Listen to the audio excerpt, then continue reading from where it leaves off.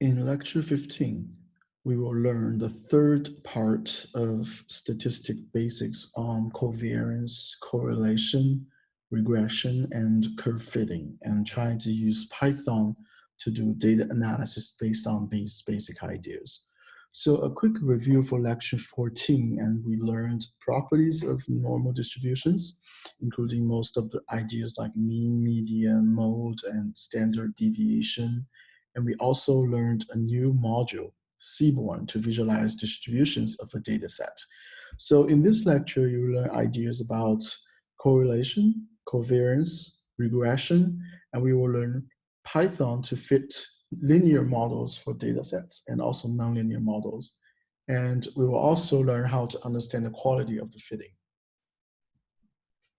So first of all, let's take a look at bivariate statistics. So up to now, we've talking about probabilities and distributions, and we only look at line plots, which means that we're only focused on two variables. And for the statistics that's dependent on two types of data or two variables, that's called bivariate statistics. So there are lots of examples, and for example, if you remember the in the homework exercise, and we saw the differences in the travel time on P and S waves and their relationship between them. So if you analyze the relationship between those, and that's called bivariate statistics. And also, if you remember that we look at the relationship when we were doing the typhoon data, and then we plot the pressure differences between as a function of the wind speed, and you will see a linear relation or so. So that's also bivariate statistics. So in bivariate statistics, probably the most important concept or most commonly used concept is called correlation. So correlation is also one of the widely misunderstood statistical concepts. So let's take a look at it, what is. So the definition of correlation refers to a mutual relationship or association between two quantities. So why that's important? Because correlation can help you understand from one quantity to another. And correlations can also indicate possibly a causal relationship between two. And correlation is also used as a basic quantity and foundation for many other modeling techniques. Right? It's simple and it's very useful, but it's not everything. If you still remember that this is the plot that we showed in the first class talking about bad data science, and you can see that there's the data set between, so this is a year, this amount of money, the red is the dollars spending on science, space, and technology, and black is the rate of suicide by hanging, strangulation, and suffocation. Right? So if you look at these, and these two are well correlated because they increase with each other. So can we say that the suicide rate is determined by the funding spending on science, space, and technology? Of course it's not, because here's the rule.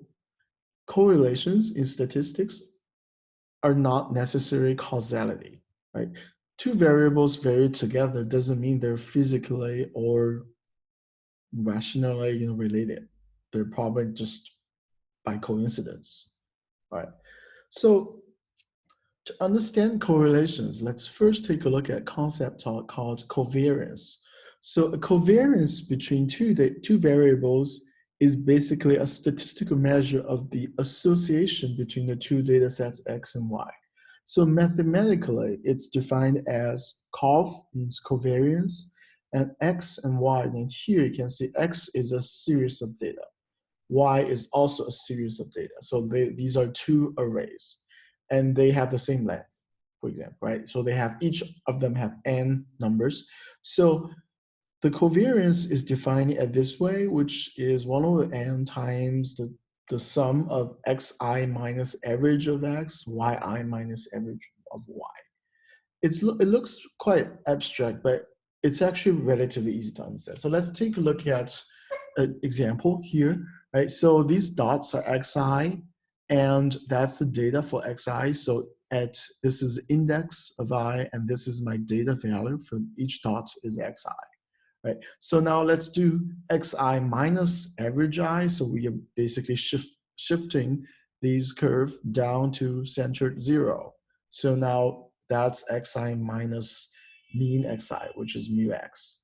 Right. So you do the same thing for y. So this is these crosses are my data set y. And by shifting the y using the way that we subtract to the mean, and this is y minus mean y, right? So now let's take a look at what the covariance means. So covariance means that at each data point, I plot the difference here in the data set X and difference in data set Y, and I sum them together, right? So what does this term mean? So let's take a look at it. So first of all, if you look at xi, so let's say this is my point I. So xi minus mu x, which is the average. So that's the variance of xi with respect to the average. And the same idea here, this data is yi minus the average of y. So that's the variance of yi. So if we time them, multiply them together, and you can see you get a number, right? So how to understand this? So the mathematical definition of the covariance between the x and y, they're very, very clear. So in this data set, and you can see that both the variance of xi and variance of yi, they're positive at this point, and they increase together as you go further away in I, and then they decrease on the other side. So in this sense, the two data sets show the behavior of covarying because they either increase together or decrease together. So that's how you get the covariance, right? So now let's take a look at it in this one. And you can see that in this case, because x and y always increase or decrease together above 0, so the covariance is positive, right? Because this side, both of them are positive, the other side, both of them negative. So you sum them together, that's called positive covariance. And apparently this is a negative covariance. And here you can see that because covariance of y is almost 0, so y is not related to x in this way. So now you can see that these covariance is basically 0, so x and y not dependent on each other, right? So the covariance has a very clear mathematical meaning on how two data sets changes, but there's a problem with the covariance, and you can think about it, is that because the covariance keeps the scale of the variable x and y. So you always, when you calculate covariance, you get a positive number, negative number, or close to 0, but the absolute value of the covariance depending on the units of the variables you do, right? For example, if you look at the covariance xy equals to 5.2 and covariance z and q equals to 3.1, but it tells you that two data sets are positively associated, but which one has a stronger dependence on each other? And we don't know that, right? That's because the covariance is not dimensionless and it's not standardized. And then we need to find a way to standardize the covariance so we can get a good idea of what the relationship between two data sets. All right, so now we're going to introduce the concept of correlation coefficient. So as we said, if you look at the covariance, it has a unit of x and y, right? So the first thing to look at is that if we divide the covariance by the sigma x and sigma y of the two data sets, if you still remember that sigma x and sigma y, so these are the standard deviations, and you end up with the equation like this, fairly complicated. But now the unit of rho xy, which is the correlation coefficient, is dimensionless because this one has the same dimension of the variable x and y, and this one's also at x and y. So you divide by them, it's dimensionless. And you can show that rho is between 0 and 1. So if rho is covariance is 0, and the correlation coefficient rho is also 0. But if the covariance, so if this is exactly the, if this is exactly the correlation coefficient, standard deviation, and you can see that the correlation coefficient is basically 1. Or on the other hand, if one of them varies in the other direction, so this will be -1. So you can see that you get, by dividing by the standard deviation or normalized by the standard deviation, and you can get a coefficient called rho xy, and that's between 0 and 1. 0 means no relationship, and 1 is positive related, and -1, and also -1 is negative related. All right, so let's take a look at a couple of examples. So in this case, so these are my data points. So that's the axis of x and y. This is a scatter plot showing the data points in the plane x and y. And then you can see that these data are almost randomly distributed in the plane x, y. So you can see that the Pearson correlation coefficient is almost 0. It's 0.03, very close to 0. So you can see that x and y are not related. Right? So in this case, you can see that when y increases, x increases and y actually decreases according to this axis. So we can see that the correlation is negative. So in this case, the rho is less than 0, and we call it negative correlation. And the same idea follows with this. It's positive correlation, and you can see that statistically, when x increases, the y also increases. So there's a trend of varying y as a function of x, right? So the correlation coefficient, for example, the one that we used normalized by the standard deviation, that's called the linear correlation. And it tells you whether the two variables are related linearly or not. Other than that, it doesn't tell you anything more. It's only tell you the linear dependence of the two variables, right? For example, if you look at this one, and so these are the data points, and that's a perfect linear correlation, positive. And then when the correlation coefficient drops, and from 1 to 0, the data becomes spread, scattered, and they're not related. And then if it goes negative, and the slope changes. But it cannot tell you whether the slope is perfectly 1 or 0 or -1, right? So it only tells you they're linearly related. How or what's the exact relation requires more analysis.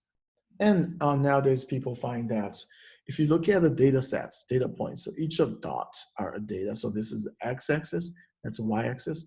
And you can see that these data points, they actually follow some very regular patterns, right? So they're actually related. Right? You can see that x and y related in a very weird and sinusoidal way. And this is a square, and this is a circle in this way. So, but if you use the correlation coefficient definition as we talked about before to calculate the linear correlation, and they're all 0, right? So that doesn't make sense. And this example tells you that the correlation coefficient that we just talked about, which is called the Pearson coefficient, it only works for linear relations, only tells you whether it's linearly related or not, right? So if you want to tell nonlinear patterns, and there are multiple solutions, and nowadays one popular solution is using machine learning, and that's not something we're going to talk about in this class. All right, so now let's take a look at calculated correlation coefficients using pandas. And if you still remember, this is a data set we work with Mancoot, and we load the Excel file, and we change the columns to be press and wind, and to save change the name easily. And we created a new column called pressure gradient, grad P, which is the maximum pressure of that column minus the current pressure, right? So we do a scatter plot and plot the relationship between the wind speed as a function of grad P. So mg.wind is the wind speed, and mg is my data frame here, right? Okay, so if you plot this, and then you get this is my data frame. And the next one, I try to use it to calculate the correlation between two variables. For example, if I want to take a look at what's the linear correlation between the wind speed and the pressure gradient. So you do mg wind dot core, C-O-R-R, and mg grad p. So, which means I'm telling Python pandas to tell me what's the linear correlation between the column wind and the column grad p. And then I save it to a variable called C1. So if you do this, you can see that Python is telling me that the correlation coefficient between wind speed and grad p is 0.989, which is almost 1. What does that mean? Means they're almost linearly correlated, right? So now the function syntax is very simple. It's dot core, and basically it's a method of the pandas library. So you're basically correlating one column with another one, or one column with multiple columns. All right, let's take a look at the core function from pandas. So the function basically computes correlation coefficients between column data in Python data, in a pandas data frame.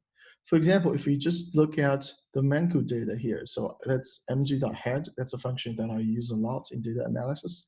So which gives me a sense of what kind of data columns I'm working with, right? So if I just do mg.core, so basically what Python does is pandas will calculate the correlation coefficient between the rows, every rows of each other, right? So you can see that, so day, the relationship, linear relation between day and day is exactly 1 because it's itself, right? So it's correlated, it's perfectly correlated with itself. And also you can see that the linear correlation between grad p and the wind here is 0.989. So that's exactly the same as what we get, right? So by doing this, and you get a correlation between every column of data.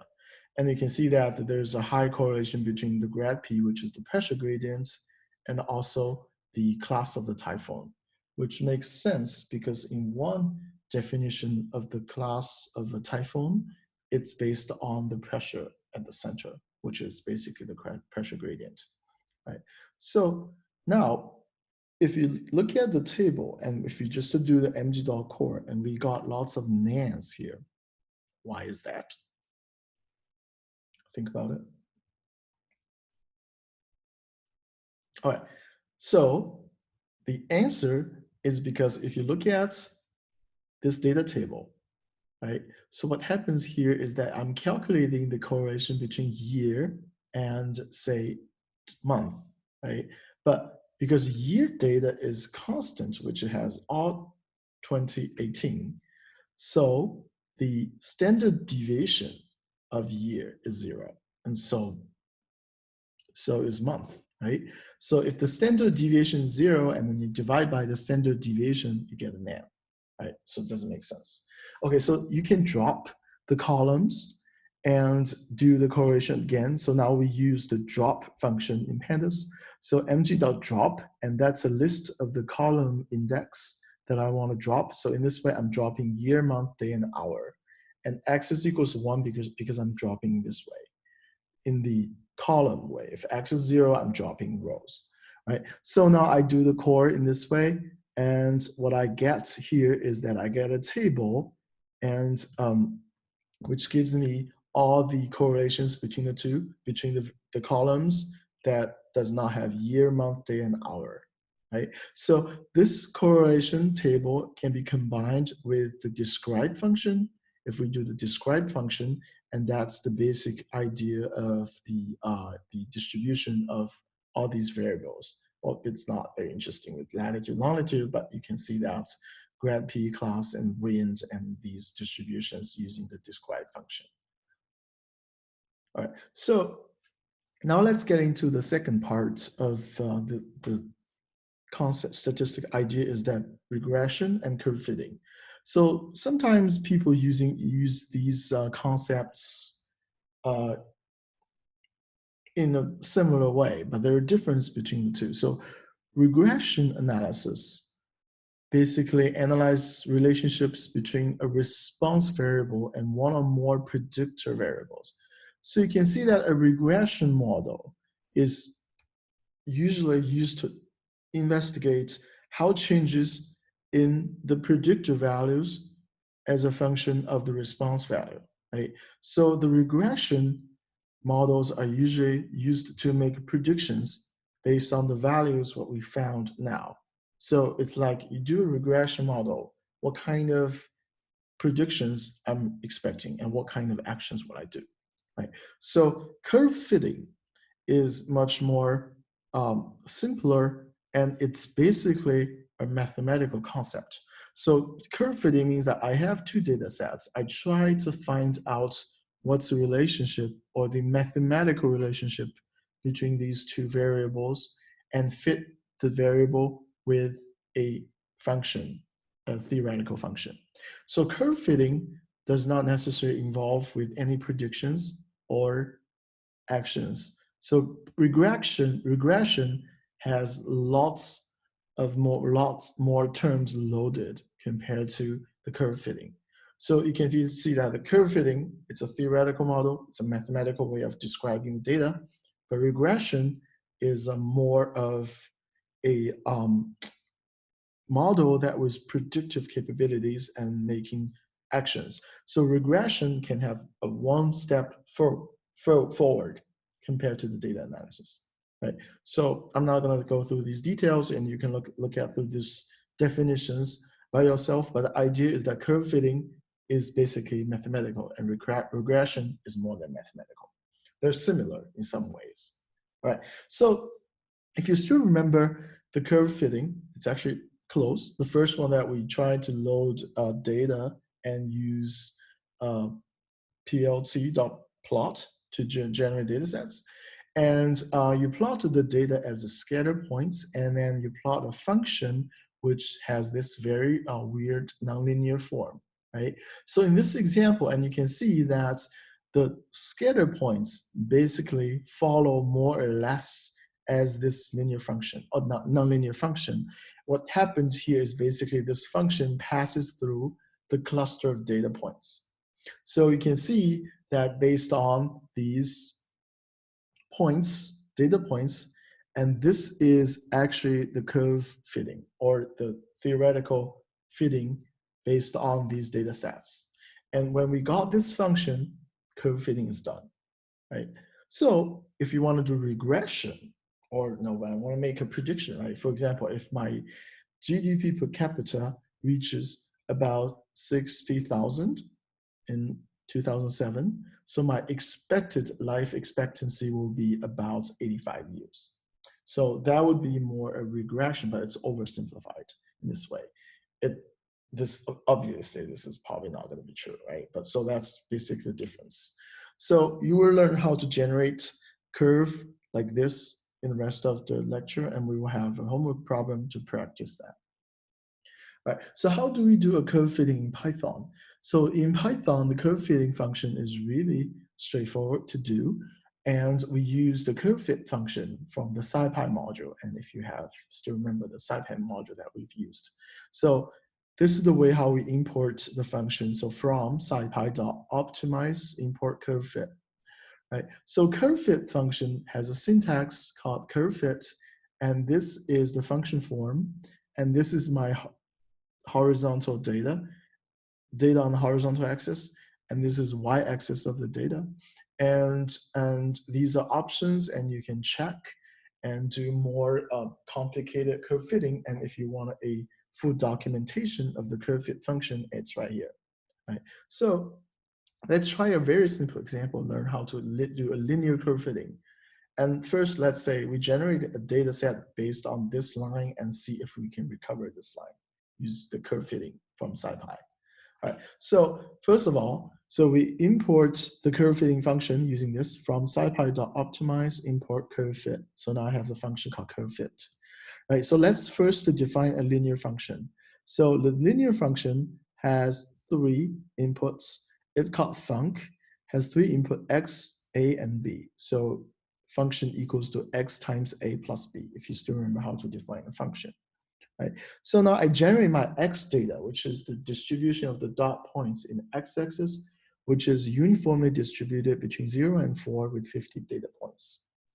So the Y, which is the theoretical function for the line, is called func, X data, and this is A and B. So this function is basically Y equals 2.5x plus 1.3, right? So now let's generate some realistic data with noise added to Y. So we generate some random function, random variables, has the same size as X data, but varies between -1, -0.5 to 0.5 and within a normal distribution. So if you remember np.random.normal, right? So you can see that I add the y noise to the linear function y, and that's called y data, right? So if you look at y, and then if I plot x data and y data, so x is uniformly distributed in this line axis, but y is following the line, but it has random noise added in this way, right? So now let's try to fit a linear curve through these data points to see if we can recover the line function, which is very straightforward. It's one line of code, right? So we call the curve fit function. So the function takes the theoretical form of the func, which is a function definition. This is a func. And x data is the wiggling data, and y data is that one with the random variable added. So I have two outputs. One is called p-opt, the other one's p-cov. And then if I plot, so p-opt is basically the optimal parameters for fitting the data, for the function fitting. And p-cov is basically tells you how good and how the deviation or how good that fitting is. And we'll talk about that later, right? So after I got this, I'm gonna plot the fit function, which is gonna be a function of x data and the function, which is x data, but I need parameters a and b. So a and b are stored in this p-opt. So the syntax is star p-opt. So p-opt has two variables. One is a, the other one is b, right? So what I'm doing is that I'm taking the p-opt and putting in the function and making a plot. And this is a red curve and with a label giving the a and b values. And so this is the syntax of how you label this values. Right. So I also plot the theoretical function, which is y, if you still remember from the previous slides, with dashed lines, and also plot to the data, which is the y data. Now I have three things, right? Y is the original line, which is a perfect line. Y data is the line with random noise, so that's the real data. And func, which is a function, also a function of x data, with optimal a's and b's from the curve fitting function, that's plotted in the red line, right? So if we show it, this is what I get, right? So you can see that the red line and the dashed line, they're almost on top of each other, and I can't really tell the differences, right? You can tell from the fit variables a equals 2.5.01, which is really close to 2.5. And B is 1.255, so that's also very close to B. So D is the real data, right? So you can remember that I'm generating three curves. One is the original line and the original data, and this func x data star p opt, which is basically A and B, calculated by curve fitting. So that's the red line joining here, right?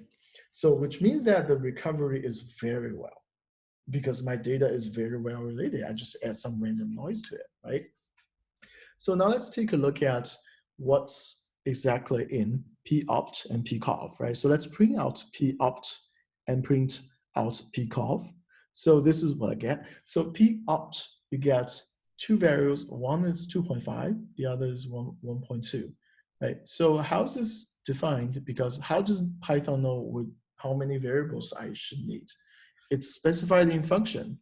If you remember, that function is a times x plus b. So Python knows that I need to work out the best a and b for this line. So p-opt is basically the best a and best b. And you can see that they're actually really close to the real A and real B. All right, so P cov is basically the covariance between the optimized A and B. And that's basically the covariance between A and B, and we will go through this and to see how it goes. And basically the square roots of the diagonal components are the standard deviation of the fitting. So you can see that A is basically 2.5 plus minus the square root of that term, and B is 1.25 plus minus the square root of this term. So that's the range of the fitting, and we'll come back to that in a bit. So first, let's take a look at how curve fitting is done using a linear example, right? So it's called least square fitting to a data set, right? So these dot points are the distribution of the data points in the plane X and Y, right? So I try to, if I want to fit is Y equals to A0 times X plus A1. So I draw, this is basically a line with given A0 and A1, right? So now I have a line which is a linear function, but I have the real data. So I can calculate what's the deviation from the real data to the line at each x location, right? For example, with this data point, the deviation is basically this point to where the line is, right? So now I have calculated all the deviations from D1 all the way to D9, right? So now I can define a distance, which is a statistic distance, is how far away is this data set to this line.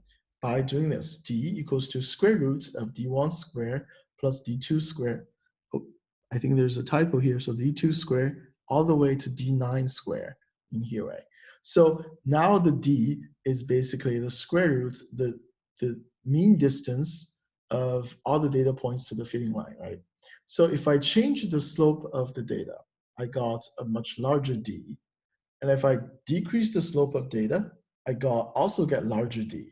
So you can imagine that by switching or tilting this line in some way, I can find the optimal variables of A0 and A1 to make sure that D is minimized in this way, right? So it must be somewhere in between down here, right? Because this one is definitely going to be larger, and this one's also larger, right? So this line would be minimized to D. So what Python does is that by varying A1 and A0, it calculates the D here and picks a minimal one. So by doing that, Python has a series of A0 and a series of A1, and then Python can calculate the mean, the median, the standard deviation. And that's included in the pcov array, right? So theoretically, and if it's a linear fitting, and you can simply calculate A1 and A0 using these functions, but that only works for a line, and we're not going to do that ourselves this time.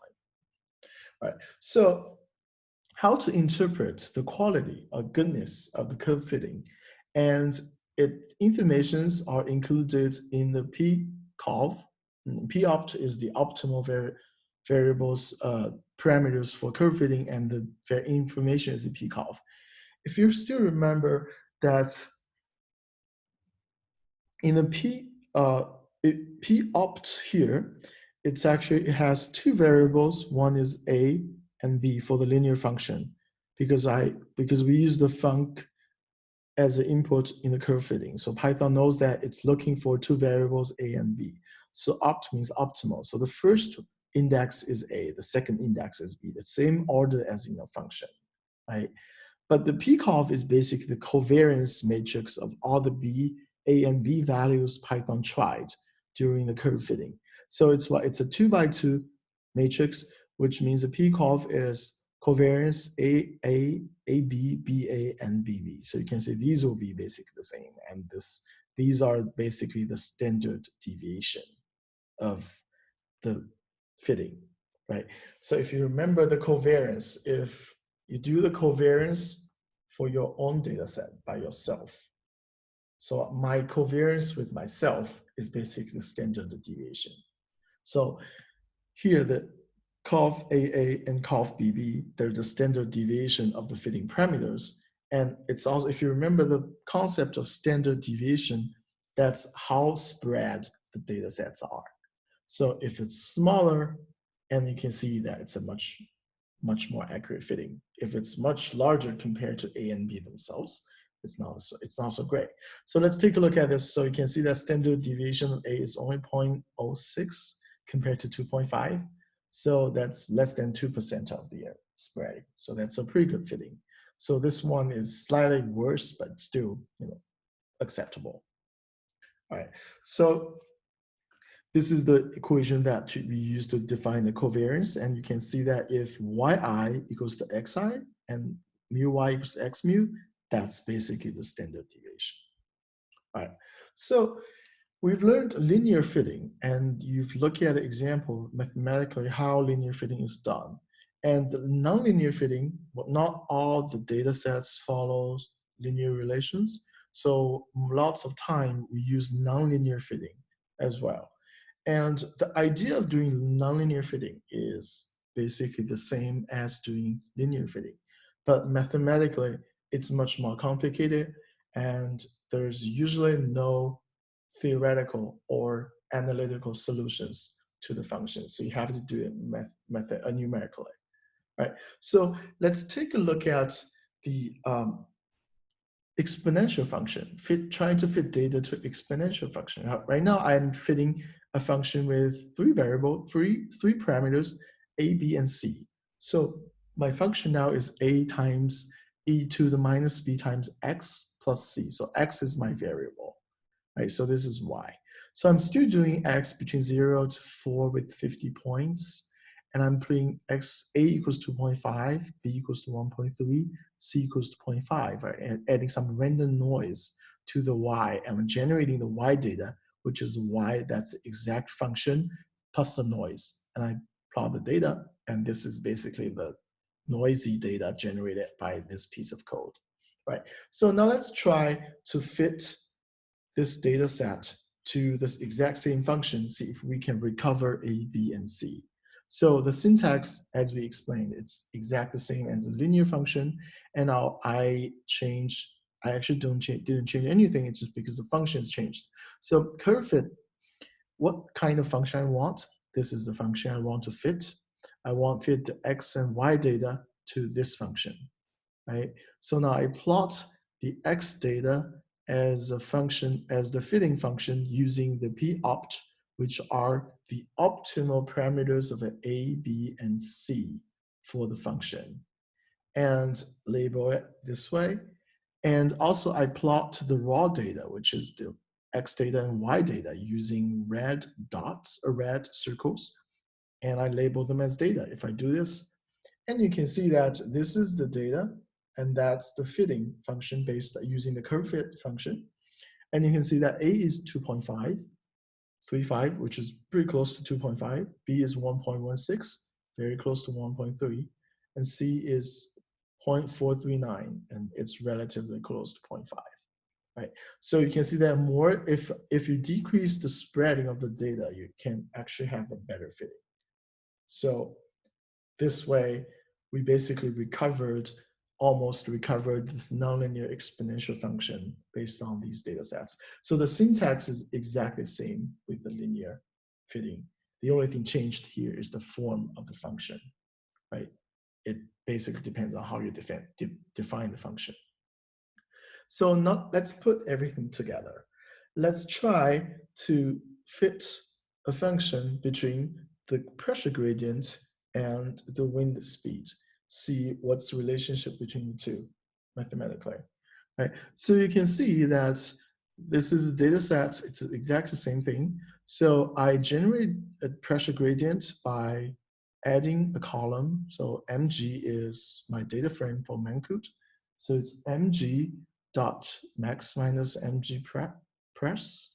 And I plot the scatter using a scatter plot to the pressure gradient, grad P, it's a function of wind, right? So I label everything, which is a good practice for generating plots. And you can see that I do a correlation of the two, and we know that they're very well correlated, right? So Now let's see if we can work out the mathematical function describing the pressure gradient.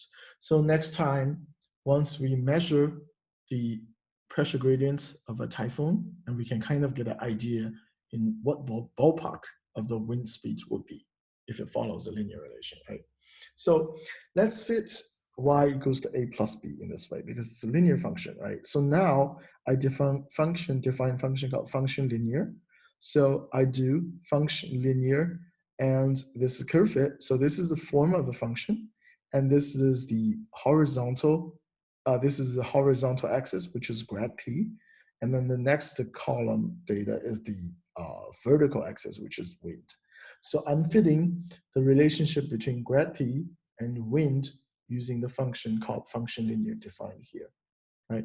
So now based on this, I got p opt, right? So if I got p opt, I plot x as a function of function linear, x and p opt, right? So x is basically this one, and p star, p opt, basically gives the function a and b in this way. And then I label it everything like this. So these are basically the 3 lines of generating the fitting function together with the scatter plots of the original data, right? So if you do this, and I get the original data, which is generated by this line, and then you can see the plot, the line function follows with x and the theoretical linear function x and opt. So here, and there's something slightly different here is that the x-axis, so this one, in this plot, the x-axis is grad p, right? It's not uniformly spaced. And y-axis is also wind, which is also not uniformly spaced. So for the theoretical function, to make it nicer, I defined a horizontal axis, which is called x. It's between 0 and 100, separated by 50 points. And then I use that x in the linear function to do the theoretical plot or the curve fitting in this way. Right? So this is how I generate this red plot. So that's the codes that you need to pay attention to, how to do curve fitting and put them on top of the same data set. Right. So now, if you look at this one, and you would say, yeah, it looks pretty much linear, but you can see that it's turning, it's higher up here, and it's turning down here. It looks more like a quadratic fitting. So maybe we should try nonlinear fitting. So if we try quadratic fitting in this way, so now my function becomes y equals to ax squared plus bx plus c. So if I want to fit that function, I define a function called quadratic, and x is my variable, a, b, and c are the parameters like this. And I redo the fitting again. It's the same syntax, except I change the function linear from func linear to func quadratic, and also fitting these 2 columns. And if I do that, and I do the same plot, and remember that x is the variable between 0 to 100 with 50 points, so I can plot x function quadratic as a function of x. Basically, this is fx. And if I do this, and you can see I have a very nice fitted line showing that the relationship between the pressure gradient of the typhoon and the wind speed, they're quadratic, right? But a is really small. It's minus 0.004. So it's a small quadratic term, but that's a very nice fitting. It's much better than the linear fitting we looked, right? So would you say this is a better fitting? Think about it. It looks perfect, right? Is it better? I don't think so. Because if you plot longer, and you can see that it fits really well on this line, but after the velocity, the pressure gradient is larger than 150, it drops down, which doesn't make sense physically. Because physically, you have a larger pressure gradient, you have a larger acceleration, so the wind speed will be larger. But now your fitting function is telling physicists that, oh, yeah, if you increase the pressure gradient, the typhoon speed will drop, which is not right, right? Okay, so again, a better correlation does not mean better physics or better causality, right? So you have to be very careful about how you interpret data when you try to fit data